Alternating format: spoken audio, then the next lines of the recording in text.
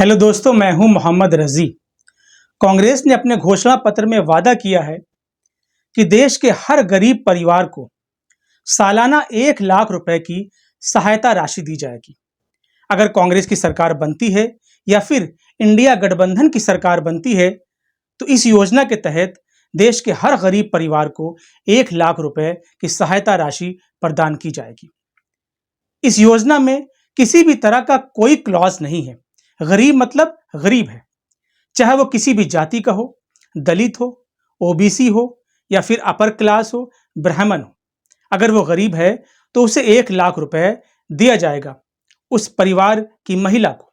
इसी तरह इस योजना में धर्म का कोई क्लॉज नहीं ना। ये योजना हिंदू के लिए भी है, मुसलमान के लिए भी है, सिख के लिए भी है, ईसाई के लिए भी है, जैन के लिए भी है, पारसियों के लिए भी है, यानी सभी के लिए है। इसी तरह इस योजना में क्षेत्र का कोई क्लॉज नहीं ना, यानी महाराष्ट्र के लिए भी योजना है, उत्तर प्रदेश के लोगों के लिए भी है, बंगाल के लिए भी है, बिहार के लिए भी है। यानी जो भी गरीब हैं, गरीब परिवार से संबंध रखते हैं, तो उनकी उस परिवार की महिला को 1 लाख रुपए की सहायता राशि प्रदान की जाएगी। और कांग्रेस की इस योजना की चारों तरफ तारीफ भी हो रही है। पहले चरण का इलेक्शन खत्म हो गया है, इस योजना का इस चुनाव पर असर भी दिखा।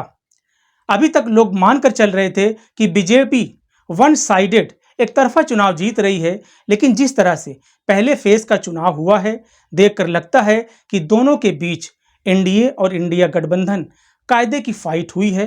कुछ जगहों पर इंडिया गठबंधन को एडवांटेज है।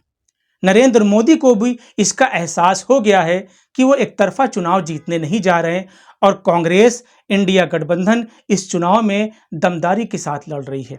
और शायद यही वजह है कि वो उन्होंने अपने भाषा का स्तर अचानक गिरा दिया है। देश के प्रधानमंत्री ने आज एक चुनावी रैली में जिस तरह का भाषण दिया, वो किसी भी प्रधानमंत्री को शोभा नहीं देता। 1947 से लेकर साल 2014 के बीच इस देश के अंदर जितने भी प्रधानमंत्री हुए, किसी के भाषण का स्तर इतना नहीं गिरा जितना नरेंद्र मोदी के भाषण का स्तर गिरा। आप सोच रहे हो कि हम किस तरह की बातें कर रहे हैं, लेकिन जब आप उनका ये भाषण सुनेंगे तो आपको एहसास हो जाएगा कि नरेंद्र मोदी का ये भाषण न सिर्फ निंदनीय है, बल्कि इलेक्शन कमीशन को भी इसके खिलाफ सख्त एक्शन लेना चाहिए। नरेंद्र मोदी ने क्या कहा, आप खुद ही सुन लीजिए। मुश्किल से 50-55 सेकंड का ये भाषण है। आप पहले भाषण सुन लीजिए, फिर हम वीडियो पर लौटते हैं वापस। पहले जब उनकी सरकार थी, उन्होंने कहा था कि देश की संपत्ति पर पहला अधिकार मुसलमानों का है।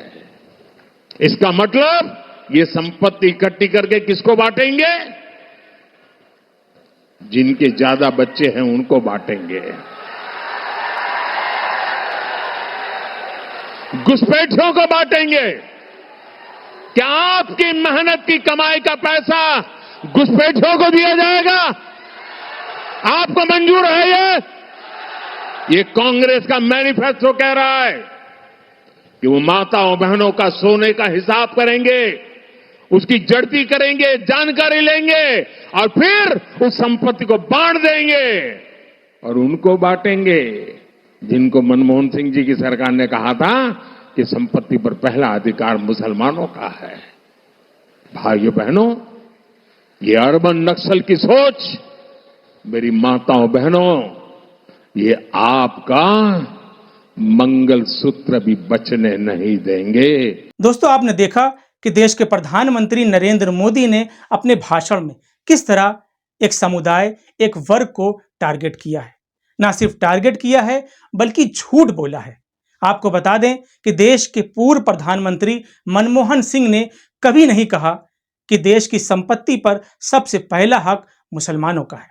इसके अलावा कांग्रेस ने अपने घोषणा पत्र में कहीं नहीं लिखा कि संपत्ति बांटी जाएगी, लेकिन नरेंद्र मोदी साफ साफ झूठ बोल रहे हैं। वह ऐसा क्यों कह रहे हैं, आप बखूबी जानते हैं, आपको बताने की जरूरत नहीं है। फिलहाल आज के लिए इतना ही। वीडियो पसंद आया हो तो इसे लाइक और शेयर जरूर करें।